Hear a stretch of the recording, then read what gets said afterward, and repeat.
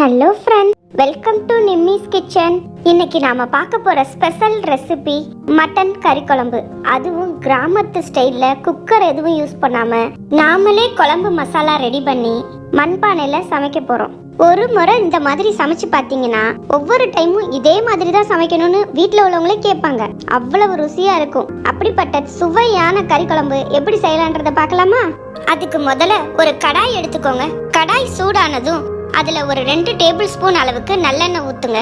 கறி குழம்பு, மீன் குழம்பு எல்லாத்துக்குமே நல்லெண்ணெய் தான் ரொம்ப டேஸ்டா இருக்கும். எண்ணெய் நல்லா சூடானதும் அதுல ஒரு பிரிஞ்சி இலை, ஒரு சின்ன துண்டு பட்டை, 4 கிராம்பு, 2 டேபிள் ஸ்பூன் அளவுக்கு மல்லி விதை, 1 டேபிள் ஸ்பூன் அளவுக்கு சீரகம், 1 டேபிள் ஸ்பூன் அளவுக்கு சோம்பு, 1 டேபிள் ஸ்பூன் அளவு மிளகு, உங்க குடும்பத்தோட காரத்துக்கு தகுந்த மாதிரி 10ல இருந்து 12 மிளகாய் வற்றல்.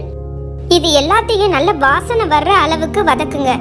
ஒரு 2ல இருந்து 3 நிமிஷம் வதக்குனதுக்கு அப்புறம் நீங்க கறியே போடாம கறி குழம்பு தான் வைக்கிறீங்கன்றது இந்த மசாலா வாசனையிலேயே எல்லாரும் கண்டுபிடிச்சிருவாங்க. அந்த அளவுக்கு சூப்பரான ஒரு வாசனை வந்ததுக்கு அப்புறமா அதுல ஒரு 15 சின்ன வெங்காயத்தை சேர்த்துக்கோங்க.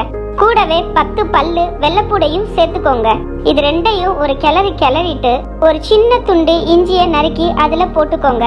அதோட ஒரு 1/4 கப் அளவுக்கு தேங்காய் துருவலையும் சேர்த்து இது எல்லாத்தையும் ஒரு 3 நிமிஷம் நல்லா வதக்கி எடுத்துக்கோங்க. இப்ப ஸ்டவ்வை ஆஃப் பண்ணிட்டு மசாலாவை நல்லா ஆற விடுங்க. மசாலா ஆறுனதுக்கு அப்புறமா நல்லா கரகரன்னு மிக்சியில அரைச்சி எடுத்து தனியா வச்சுக்கோங்க. அடுத்ததா ஒரு 6 கப் அளவு தண்ணி எடுத்து தண்ணிய கொதிக்க விடுங்க. ஒரு பக்கம் தண்ணி கொதிக்கட்டும். அதுக்குள்ள குழம்பு செய்யலாம் வாங்க. ஒரு மண் சட்டிய அடுப்புல வச்சு மண் சட்டி நல்லா சூடானதும் அதுல ஒரு 6 டேபிள் ஸ்பூன் அளவுக்கு நல்லெண்ணெயை சேர்த்துக்கோங்க. எண்ணெய் நல்லா காஞ்சதுமே அதுல ஒரு பிரிஞ்சி இலை, 2 சின்ன துண்டு அளவு பட்டை, 2 ஏலக்காய், ஒரு நட்சத்திர சோம்பு, 2 கிராம்பு சேர்த்துக்கோங்க.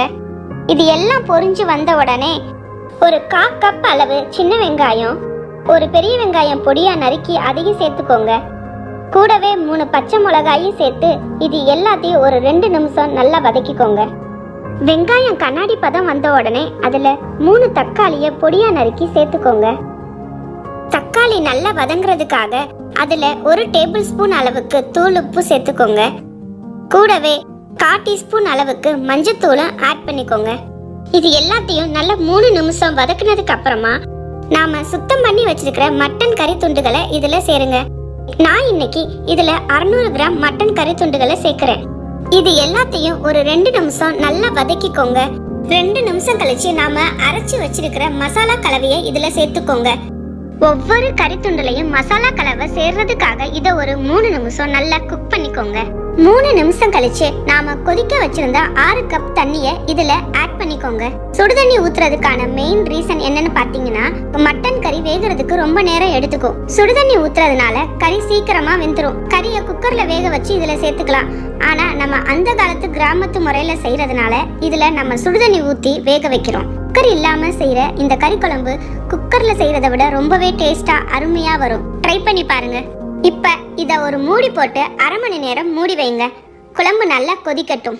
1/2 மணி நேரம் இப்ப ஆயிடுச்சு. திறந்து பார்க்கலாமா? பாருங்க, தண்ணியெல்லாம் வத்தி குழம்பு எவ்வளவு சூப்பரா வந்திருக்குன்னு. கடைசியா இதுல கொஞ்சம் கருவேப்பிலைய சேர்த்து பரிமாறுங்க. இப்ப கிராமத்து கை பக்குவத்துல தயாரான மண்மனம் மாறாத மண் சட்டியில செஞ்ச சூப்பரான சுவையில மட்டன் கறி குழம்பு ரெடி ஆயிடுச்சு. இந்த ரெசிபி உங்களுக்கு பிடிச்சிருந்தா லைக் பண்ணுங்க, ஷேர் பண்ணுங்க அண்ட் சப்ஸ்கிரைப் பண்ணுங்க.